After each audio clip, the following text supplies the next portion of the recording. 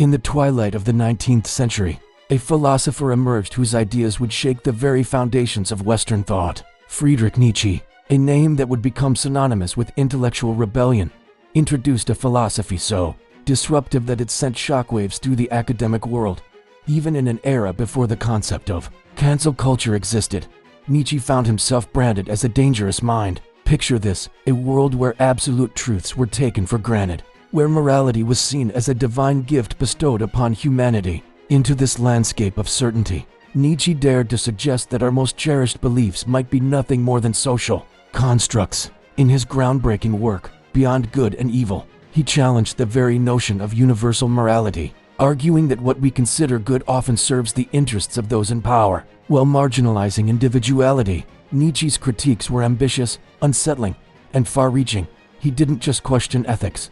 He called for a complete reevaluation of our values. This radical approach led many to fear that he was dismantling the very fabric of civilization itself, and in a sense, they were right. The intellectual elites of his time, guardians of the status quo, were quick to label Nietzsche as subversive and dangerous. Without the modern mechanisms of social media outrage or viral hashtags, Nietzsche still faced ridicule and pushback. His ideas were too wild, too threatening to the established order. But what was it about Nietzsche's philosophy that triggered such intense backlash? What specific idea was so revolutionary that it rattled 19th century authority and continues to unsettle modern audiences? Pause for dramatic effect. The answer lies in Nietzsche's call for radical self-authoring. He didn't just question inherited morality. He advocated for the creation of personal values and self-sovereignty. This was the idea that truly set him apart and earned him the label of dangerous. Nietzsche proposed that individuals should become the authors of their own moral codes, rather than blindly accepting the values handed down to them by society or religion. He challenged people to question everything they had been taught about right and wrong, good and evil. In his view, true freedom and authenticity could only be achieved by breaking free from the shackles of conventional morality. This idea was revolutionary because it threatened the very foundations of social control. If individuals were encouraged to create their own values, what would happen to the established order? How could society function if everyone followed their own moral compass? Nietzsche's critics feared chaos and moral relativism. They saw his philosophy as a direct threat to social cohesion and stability. But for Nietzsche, this was precisely the point. He believed that only by challenging and overcoming inherited values could individuals truly become who they were meant to be. The concept of the Übermensch or Superman emerged from this line of thinking. Nietzsche envisioned a future where individuals would have the courage and strength to create their own values, to live authentically in the face of societal pressure. This wasn't about superiority in the traditional sense, but about the ability to transcend conventional morality and forge one's own path. But Nietzsche's ideas weren't just controversial in his time. They continue to challenge and provoke us today. In an age of social media echo chambers and cancel culture, the notion of radical self-authoring is perhaps more relevant than ever. Consider how we navigate the complex landscape of modern morality. We're bombarded with conflicting messages about what's right and wrong, constantly pressured to conform to ever-shifting social norms. Nietzsche's philosophy challenges us to step back and question these norms, to examine the source of our beliefs and values. Are we truly living according to our own principles, or are we simply following the crowd? Have we critically examined our moral beliefs, or are we passively accepting the values handed down to us by society, family, or social media influencers? These questions are uncomfortable because they force us to confront the possibility that many of our deeply held beliefs might not be our own. They challenge us to take responsibility for our own moral development, to become active creators of meaning in our lives rather than passive consumers of inherited values. But with this challenge comes an opportunity for growth and authenticity. Nietzsche's philosophy offers a path to true individuality, to a life lived on one's own terms. It's a call to courage, to the bravery required to question everything and forge our own way in the world. Of course, this doesn't mean rejecting all societal values or descending into moral chaos. Rather, it's about critically examining our beliefs, understanding their origins, and consciously choosing which values to embrace. It's about developing the strength to stand by our convictions, even when they go against the grain of popular opinion. In our modern context, Nietzsche's ideas take on new significance. In an era of online mob mentality and rapid-fire judgments, the courage to think independently and question prevailing narratives is more crucial than ever. The philosopher's call for self-authorship challenges us to resist the temptation to simply go along with the crowd, to mindlessly adopt the latest trending opinions. But living by Nietzsche's philosophy isn't easy. It requires constant self-reflection, the willingness to challenge our own assumptions, and the strength to stand alone when necessary. It demands that we confront the uncomfortable possibility that many of our cherished beliefs might be based on shaky foundations. So, as we reflect on Nietzsche's dangerous idea, we're left with a profound question. Are we ready to take up the challenge of radical self-authoring? Are we prepared to question our inherited values, to critically examine our beliefs, and to forge our own path in life? This is the test of courage that Nietzsche presents to us. It's a call to intellectual bravery, to the kind of bold thinking that can transform not just individuals, but entire societies. In a world that often seems to prize conformity and groupthink, Nietzsche's philosophy remains a powerful reminder of the value of independent thought and personal authenticity. As we navigate the complexities of the modern world, perhaps it's time to revisit Nietzsche's dangerous idea, not to blindly accept it, but to engage with it critically, to let it challenge our assumptions and push us towards greater self-awareness. For in grappling with these difficult questions, we might just find the key to living more authentic, meaningful lives. In the end, Nietzsche's legacy isn't just about philosophical ideas. It's about the courage to think differently, to challenge the status quo, and to take responsibility for our own moral development. It's an invitation to embark on a journey of self-discovery and self-creation, to become the authors of our own lives. So, as we close this exploration of Nietzsche's most controversial idea, let's ask ourselves, are we ready to pick up the pen and start writing our own story? In the annals of philosophy, few figures have stirred as much controversy as Friedrich Nietzsche. Long before the age of viral hashtags and digital echo chambers, this 19th century thinker dared to challenge the very foundations of morality. His ideas were so radical, so unsettling, that they earned him a label that would make even modern cancel culture blush. Dangerous. But what exactly was it about Nietzsche's philosophy that rattled the cages of authority and sent shockwaves through the intellectual establishment? It wasn't just that he questioned ethics, no. Nietzsche went further. He proposed something far more audacious: the creation of personal values and the pursuit of self-sovereignty. Picture this: a world where inherited morality is cast aside, where individuals forge their own ethical compasses. This was Nietzsche's vision, and it was nothing short of revolutionary. He dared to suggest that we could and should abolish traditional notions of sin, guilt, and moral duty. In their place, he advocated for a radical form of self-authorship, a philosophy rooted not in societal approval, but in personal mastery and authenticity. For the scholars and clergy of the 19th century, this was more than just controversial. It was intolerable. Without a formal decree, Nietzsche found himself progressively marginalized, misinterpreted, and even blacklisted. His crime? Daring to question society's most deeply held assumptions. Nietzsche's philosophy was never destined for the mainstream. It remained an intellectual threat precisely because it asked readers to do the unthinkable, reject the moralities they had inherited and create their own. This was a call to action that struck at the very heart of established order, challenging individuals to look beyond the comfort of collective beliefs and forge their own paths. The backlash was swift and severe. Critics accused Nietzsche of fostering moral disarray, of unleashing chaos upon a world that craved certainty. They dismissed him as beyond redemption, labeling his ideas as a dangerous contagion that threatened the very fabric of society. This forced Nietzsche to the fringes, exiled from the academic and literary establishments that once embraced him. But here's the thing: that edge of chaos philosophy still unsettles us today. Why? Perhaps because it forces us to confront uncomfortable truths about ourselves and the world around us. It challenges us to question not just what we believe, but why we believe it. So, let's pause for a moment and consider: are we more afraid of new ideas or of our own reflections? The answer might reveal more about us than we care to admit. As we delve deeper into Nietzsche's controversial ideas, we find ourselves at the heart of his philosophy, the concept of self-overcoming. This wasn't just about rejecting societal norms.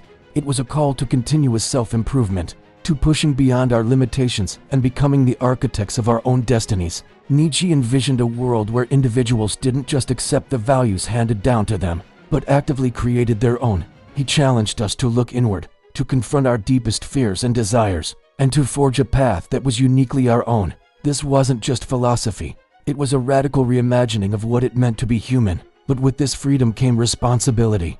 Nietzsche's philosophy demanded courage, self-reflection, and a willingness to face the unknown. It wasn't for the faint of heart. In a world accustomed to clear-cut moral guidelines, the idea of personal value creation was both liberating and terrifying. This is where Nietzsche's ideas truly began to unsettle the established order. He wasn't just questioning specific moral principles. He was challenging the very idea that morality could be universal or absolute. In doing so, he struck at the heart of religious and social institutions that had long claimed moral authority. The backlash was predictable, but its intensity was staggering. Nietzsche's critics didn't just disagree with him, they feared him. They saw in his philosophy the seeds of moral anarchy, a world where traditional values would crumble and chaos would reign. This fear led to his marginalization, his ideas dismissed as the ravings of a madman rather than the insights of a visionary. But was this fear justified? Or did it reveal more about the fragility of established beliefs than the danger of Nietzsche's ideas? These are questions that continue to resonate today, as we grapple with rapidly changing social norms and the erosion of traditional authority. As we reflect on Nietzsche's legacy, we are forced to confront an uncomfortable truth. The ideas that challenge us most are often the ones we need to hear. They push us out of our comfort zones, forcing us to examine our beliefs and assumptions in ways that can be both painful and illuminating. This brings us to a crucial question. In our modern world, do we have the courage to truly examine our beliefs? To question not just what others tell us, but what we tell ourselves? Nietzsche's philosophy demands nothing less than this level of radical self-honesty. The relevance of Nietzsche's ideas in our contemporary society cannot be overstated. In an age of social media echo chambers and polarized discourse, his call for individual value creation and self-sovereignty feels more urgent than ever. We find ourselves in a world where inherited moralities clash on a global scale, where the search for authenticity often collides with the pressure to conform. Nietzsche's philosophy offers a challenging but potentially liberating path forward. It asks us to look beyond the easy answers, to question our deepest assumptions, and to take responsibility for our own moral compasses. This is no small task. It requires courage, introspection, and a willingness to stand apart from the crowd. But the rewards of this journey can be profound. By embracing Nietzsche's call to self-authorship, we open ourselves to new possibilities, to a life lived on our own terms rather than one dictated by societal expectations. We become not just consumers of culture, but creators of it. Of course, this path is not without its risks.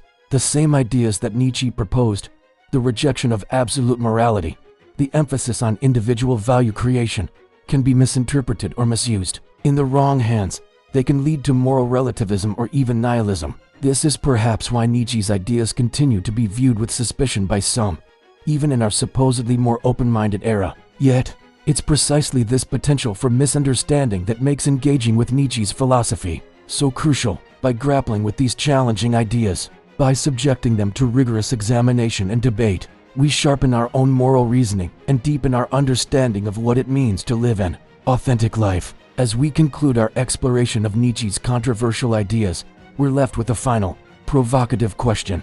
In a world that often demands conformity, do you have the courage to create your own values, to live by your own moral compass, even when it points in a different direction from the crowd? This is the challenge that Nietzsche leaves us with, a challenge that is as relevant today as it was in the 19th century.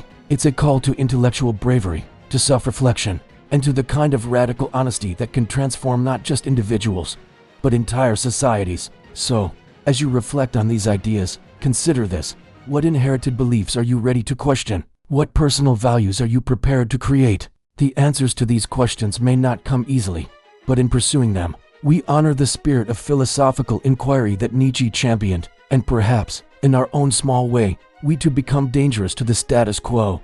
In a world where conformity often reigns supreme, Nietzsche's call to design your own ethical compass still sends shockwaves through society. His philosophy wasn't a plea for chaos, but a challenge to embrace personal sovereignty. Yet even today, daring to question collective narratives can unleash a torrent of resistance. From social media pylons to outright cancellation, Nietzsche's ideas don't just ruffle feathers, they shake the very foundations of our comfort zones.